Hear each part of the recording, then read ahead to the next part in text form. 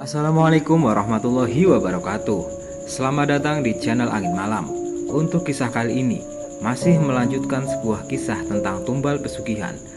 Sebelum kita mulai, tekan dulu like, komen, dan subscribe, serta nyalakan lonceng notifikasinya agar tidak ketinggalan cerita-cerita di channel ini. Dan seperti apa kelanjutan cerita ini? Langsung saja kita masuk ke ceritanya.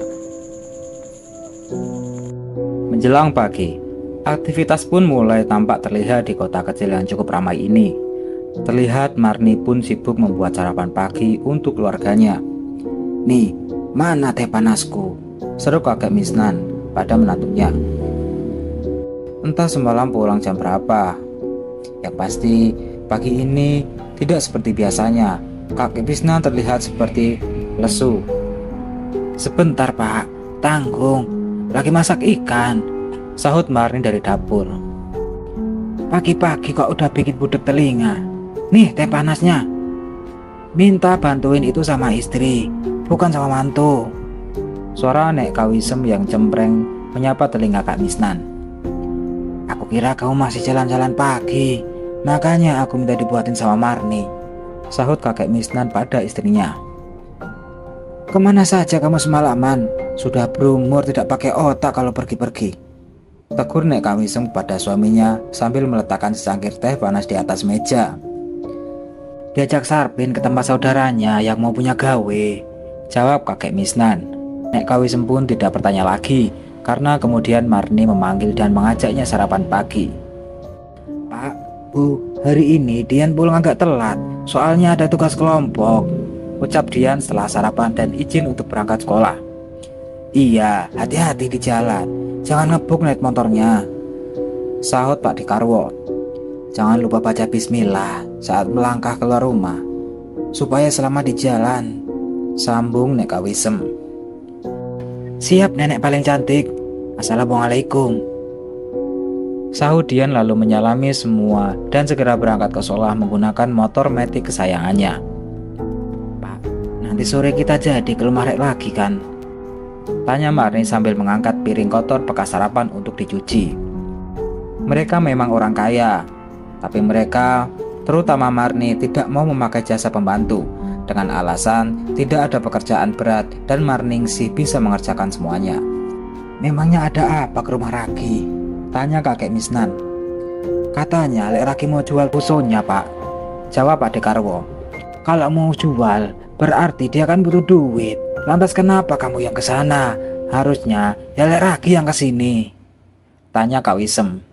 "Bu, Lek Raki kan lagi sakit dan dia tidak bisa berjalan. Jadi apa salahnya kalau aku yang ke sana? Sekalian untuk nengok juga kan?" jawab Pak Dekarwo. "Lalu, dari mana kamu tahu kalau Raki mau jual fuso kalau dia sendiri tidak bisa berjalan? Apa istrinya atau anaknya yang ke sini?" kembali Nek Kawisem bertanya. "Saya yang ketemu istrinya Lek Raki kemarin Bu, pas lagi mau ke toko," jawab Marningsih. "Mbok ya sudah Bu, jangan suka nyinyir keketu sama orang. Tidak baik didengar dan dilihat orang. Mau si Karwo yang ke rumah Raki atau Raki yang ke sini, toh sama aja. Intinya Raki mau jual fuso." Kakek Misnan. "Sakarepe lah. Habis ini ibu mau ke Luwung Gede sama Laila. Mungkin pulangnya agak sorean. Kamu mau ikut?" ucap Nek Kawisem kepada kakek Misnan. "Tidak ah, mau ngelonjor aku. Semalam pulang hampir waktu subuh. Bapak di rumah saja," sahut kakek Misnan. "Laila memang mau ikut Bu?" tanya Pak Dekarwo pada Nek Kawisem. "Iya, pengen jalan-jalan katanya. Bosan di rumah terus, panas," sahut Nek Kawisem. "Iya wes, hati-hati saja. Nanti pakai mobil yang putih, bensinnya masih full," ucap Pak Dekarwo pada ibunya.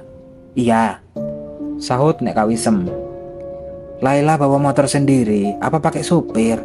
Kalau mau pakai sopir, nanti bapak telepon Sabto biar dia yang bawa," tanya kakek Misnan. "Ora usah, Laila mau bawa sendiri katanya," jawab Nek Kawisem. "Apa ora angel kan Andri ikut?" tanya Pak Dekarwo. "Lah menurutmu ibu ini mau anggap apa? Patung? Ya Andri di pangku ibu lah," sahut Nek Kawisem sengak. Ya, siap salah. Lupa kalau ada Wonder Woman, ucap Pak Dekarwo. Nek Kawisem menghela nafas dan berlalu dari harapan mereka. Rumah dalam keadaan sepi. Nek Kawisem sudah berangkat dari pagi dan Karwo bersama Marni sedang ke rumah Lek Ragi tanpa menunggu sore. Kakek Misnan tanpa berbaring sendiri di dalam kamarnya. Tubuhnya lelah, namun matanya tidak mau terpejam. Akhirnya, perjanjian pesugihan turun-menurun ini putus sampai padaku. Bukan salahku, karena anak satu-satunya yang aku miliki tidak bisa aku ikat dengan tali perjanjian. Walaupun begitu, aku juga berhasil menggantikannya dengan tumbal 3 cucuku laki-laki. Dan bukan salahku juga kalau perjanjian ini usai. Semua karena keserakahan dari menantuku sendiri. Aku lega, tapi sekaligus takut. Karena perjanjian ini, maka tumbal pesugihan berikutnya bisa diambil dari siapa saja yang ditumbalkan, walaupun tidak pernah merasakan sedikit pun dari harta haram ini, kata kakek. Yang bikin aneh, harusnya aku yang membawa simbol terakhir dan menjadi tumbal, tapi kok aku yang merasa tidak ada hawa iblis yang mendekat ke arahku. Siapa yang diincar Marni? Apa istriku? Itu tidak mungkin. Karwo, suaminya? Itu juga tidak mungkin. Karena aku yang memegang perjanjian, maka aku yang harus jadi tumbal terakhir keluargaku sebagai bukti berakhirnya perjanjian pesugihan ini. Terserahlah. Tahu kalau sudah lewat 3 hari dan aku masih hidup, berarti aku masih selamat. Kembali kakek Misnan bergumam. Tanpa sadar, akhirnya kakek Misnan pun tertidur dengan sendirinya. Sementara itu, Pak Dekarwo dan Marni yang saat ini berada di rumah Lek Ragi sedang bernego tentang harga puso yang diminta Lek Ragi. Lek, bukan apa-apa, saya hanya mau memberikan usul saja. Begini, kalau puso, Lek Ragi masih harus memikirkan mengembalikan uang saya. Sedangkan Lek Ragi sendiri saat ini sedang sakit. Takutnya nanti malah menjadi beban pikiran Lek Ragi dan keluarga. Bagaimana kalau dijual saja? Usul Pak Dekarwo. Dijual? Tanya Lek Ragi. Pak, Lek Ragi itu maunya fuso, tidak mau dijual. Selamar ningsi pada Pak Dekarwo. Bu, musuh itu berat kalau untuk keadaan Lek Ragi. Apa ya mau tega? Fuso itu sama saja kayak kita minjemin duit dengan jaminan sawahnya yang akan kita garap sampai uang itu dikembalikan. Lalu, apa bedanya kita dengan rentenir? Lagi pula, Fuso itu kalau sawahnya Lek Ragi tidak produktif. Lah ini sawahnya sangat bagus, subur lagi. Eman-eman Lek, kata Pak Dekarwo. Kalau dijual, harganya berapa? Tanya istri Lek Ragi. Harga umumnya saja berapa? Saya ngikut harga pasaran saja, Lek. Kalau mau dijual, sisakan 1/4 biar digarap sama anak sampean. Itu bisa untuk kebutuhan keluarga sampean juga. Sementara uang yang hasil penjualan sebagian bisa untuk berobat dan sebagian lagi bisa untuk modal usaha istri sampean. Itu hanya sekedar saran saya saja, Lek, supaya uangnya tidak habis, kata Pak Dekarwo. Masya Allah Pak De, Anda ini memang orang baik, benar-benar orang baik. Saya ngikut saja apa kata Pak De, sahut Lek Ragi yang kemudian disetujui oleh keluarganya. Harga pun akhirnya disepakati tanpa banyak perdebatan. Dan seperti uang yang disarankan Pak Dekarwo, sebagian dari uang itu pun disisihkan untuk modal usaha, seperti kata Pak Dekarwo. Lek Ragi mengambil 2,5% dari hasil penjualannya untuk zakat. Pak Dekarwo dan Marningsi pun pulang setelah urusan jual beli selesai dan tinggal dibawa ke agraria untuk mengganti nama kepemilikan sawah. Jika Pak Dekarwo lega, berbeda dengan Marningsi. Walau wajah dan bibirnya tersenyum ramah, tapi dalam hatinya dia mengutuk suaminya yang menurutnya sangat bodoh. Dasar bodoh, mau dapat untung malah buntung, gerutu Marningsi dalam hati. Maklum, hati Marningsi memang sudah tertutup keserakahan karena terpengaruh oleh iblis pesugihan. Malam ini, suasana kota ini terasa berbeda. Entah kenapa, suasana yang begitu dingin tapi terasa sangat panas untuk sebagian orang. termasuk Pak Dekarwo dan Nek Kawisem. Pak Dekarwo menatap istrinya yang tidur pulas. Lalu dengan hati-hati Pak Dekarwo bangun dari tidurnya dan keluar dari kamar menuju teras depan rumah. Sepi, itu yang dilihat oleh Pak Dekarwo. Pak Dekarwo pun memilih duduk sambil menatap ke arah jalan yang sepi, bagai kota mati yang tak lagi berpenghuni. Tiba-tiba mata Pak Dekarwo menatap ke arah kanan jalan. Pak Dekarwo melihat beberapa orang yang berjalan dengan tergesa-gesa menuju ke seberang jalan agak menjauh dari depan gerbang rumah Pak Dekarwo. Pak Dekarwo pun berdiri dan berniat untuk menghampiri mereka. Namun langkahnya terhenti saat mendengar suara-suara yang melarangnya. "Berhenti di situ, Wok. Ibu, bikin kaget aku saja. Itu, Bu, aku mau nemuin mereka. Tengah malam gini kok malah ada yang duduk di seberang jalan," ucap Pak Dekarwo. Ternyata yang melarangnya itu adalah Nek Kawisem, yang juga tidak bisa tidur karena merasakan hawa yang aneh ini. "Biarin saja, itu bukan urusan kamu," larang Nek Kawisem. "Memang bukan urusanku, Bu, tapi kan kasihan juga. Mereka malam-malam begini malah kayak orang terusir dari rumah," sahut Pak Dekarwo. "Bukan terusir, Wok. Itu bagian dari pekerjaan mereka, dan di sana itu tempat mereka sekarang," sahut Nek Kawisem. "Maksud ibu itu apa? Tidak paham aku, Bu," tanya Pak Dekarwo bingung. Wah, yang kau lihat nyata itu bukan nyata. Yang kau lihat manusia itu juga bukan manusia. Kau memang tidak tahu, tapi ibu yakin kau pasti paham. Mereka bukan dari bangsa kita. Mereka adalah pembantu iblis pesugihan," sahut Nek Kawisem. "Innalillahi, astagfirullahaladzim, pesugihan?" seru Pak Dekarwo terkejut. "Iya, Wo, itu adalah iblis pencari tumbal pesugihan," sahut Nek Kawisem. "Kenapa harus di jalan, Bu? Kenapa tidak di rumah orang yang melihat pesugihan itu saja?" tanya Pak Dekarwo heran. "Tumbal pesugihannya bisa diambil dari orang mana saja yang diincar," jelas Nek Kawisem. "Di jalan?" tanya Pak Dekarwo. "Ya, di jalan. Kecelakaan yang menewaskan korban itu adalah salah satu cara paling mudah untuk mendapatkan tumbal. Dan jalan adalah tempat terbaik," jawab Nek Kawisem. "Tapi kenapa harus dekat rumah kita, Bu?" kata Pak Dekarwo. "Karena ini adalah ulah dari iblis peliharaan istrimu," ucap Nek Kawisem dalam hati. Sedangkan di rumah Pak Mutin, sama halnya dengan Pak Dekarwo dan Nek Kawisem yang merasakan suasana beda. Pak Mutin dan anak istrinya pun merasakan hal yang sama. Mereka akhirnya memilih untuk bangun dan sholat malam agar hatinya menjadi tenang. Setelah selesai sholat dan berzikir, kini mereka memilih untuk keluar rumah dan duduk di depan teras rumah. "Suasananya memang sangat berbeda," ucap Faik sambil menatap langit yang gelap tanpa ada bintang satupun di langit. "Karena malam ini adalah malam Anggoro Kasih, malam yang paling pas untuk pelaku pesugihan meletakkan penyuruh mencari tumbal di tempat baru di luar rumah pemilik pesugihan," jawab Pak Mutin.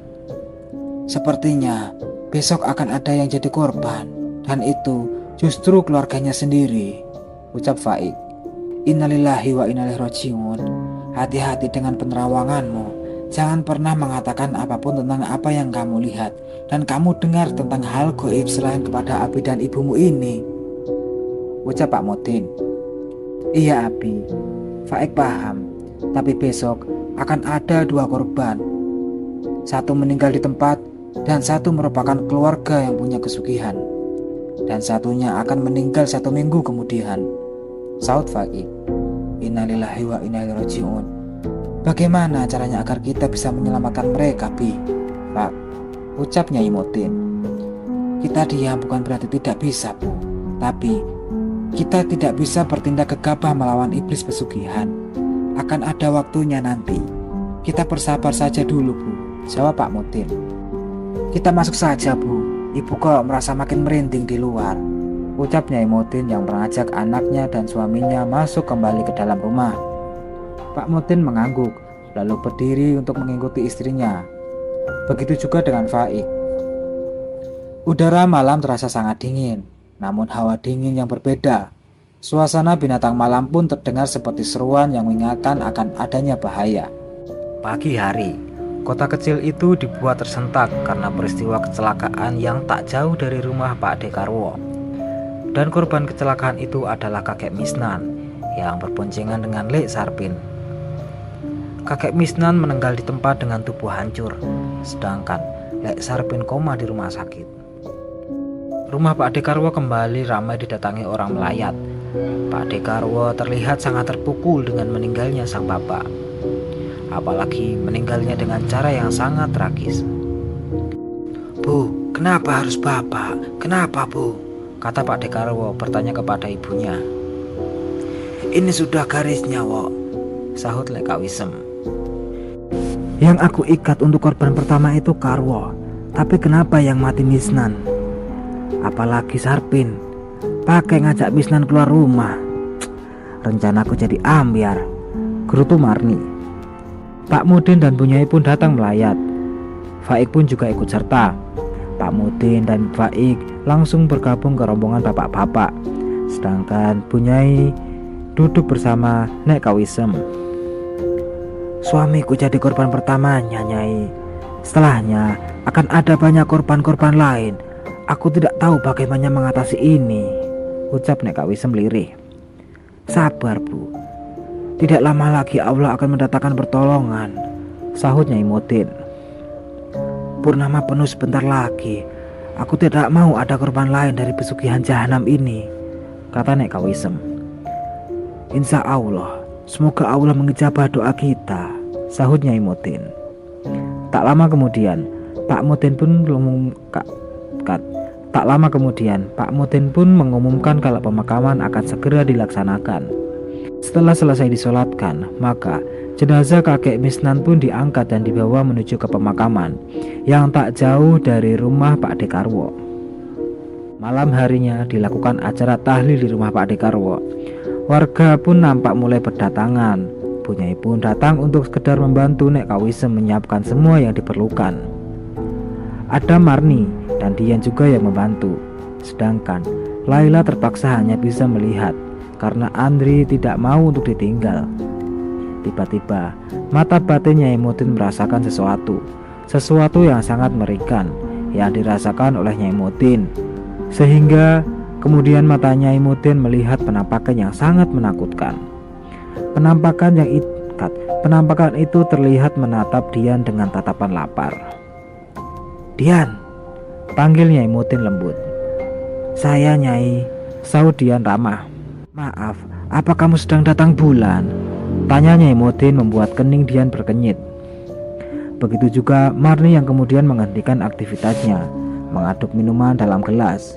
Sementara Nek Kawisem menatap wajah cucunya dan wajah Nyai Mudin secara bergantian. "Iya, Nyai, memangnya kenapa?"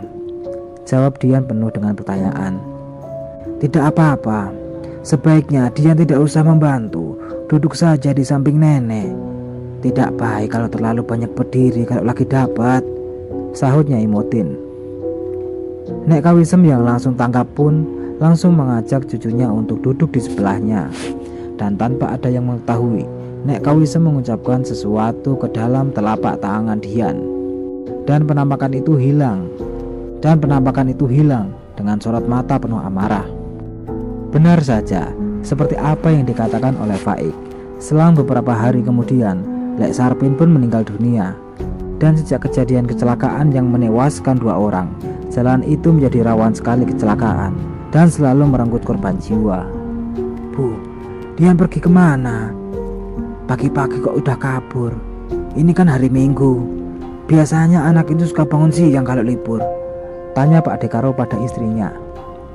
"Katanya mau ke pantai bareng teman-temannya, Pak," jawab Marningsih. "Terus kamu sendiri mau kemana kok udah rapi pagi gini?" Kembali Pak Dekarwo bertanya kepada istrinya. "Lah, apa Bapak lupa kalau hari ini mau ikut rombongan nganter penganten?" ujar Marningsih.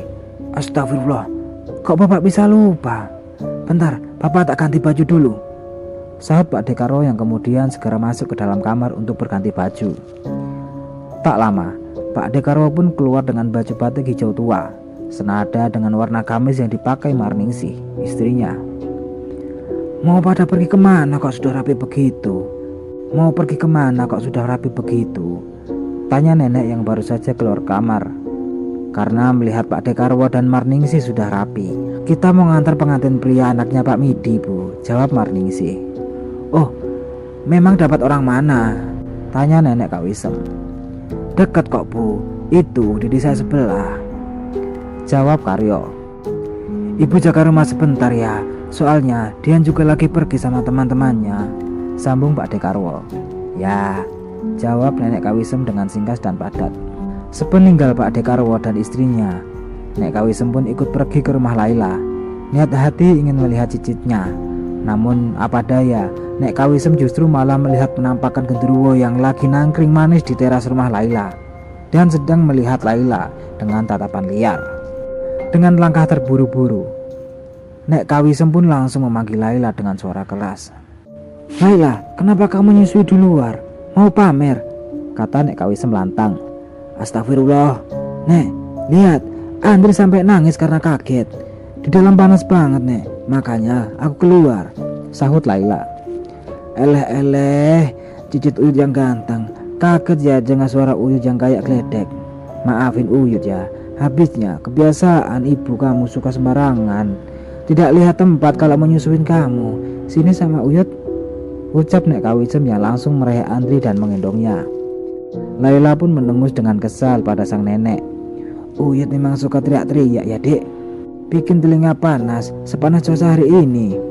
Panas-panas matamu. Ini sudah jam 9 pagi. Mana ada panas, kata nenek Kak Wisem. Laila pun kemudian baru menyadari. Ya iya, nggak ada matahari. Tapi kok malah dalam berasa panas ya? Padahal ada AC. Seringlah, makanya rumah tuh banyakin ibadah. Bukan cuma ibadah wajib saja, tapi juga ibadah sunnah. Seringlah baca Al-Quran. Minimal kalau repot, setel tuh murotal biar adem. Bukan cuma adem rumahnya, hatinya pun juga adem, kata Nek Kak Wisem. Iya, Nek, nenek benar. Memang akhir-akhir ini aku merasa malas kalau mau tadarus atau sekedar sholat duha, ucap Laila sebenarnya. Ya sudah, ayo masuk. Jangan di luar kalau kamu mau nyusui lagi, ajak Nek Kak Wisem. Laila pun nurut dan ikut masuk bersama Nek Kak Wisem. Dan kembali ada setan yang marah melihatnya. Hari berganti bulan dan keadaan kota kecil ini semakin penuh misteri. Kecelakaan demi kecelakaan malah semakin sering terjadi dan selalu memakan korban jiwa. Pak Mutin dan Faik pun lama-kelamaan tidak lagi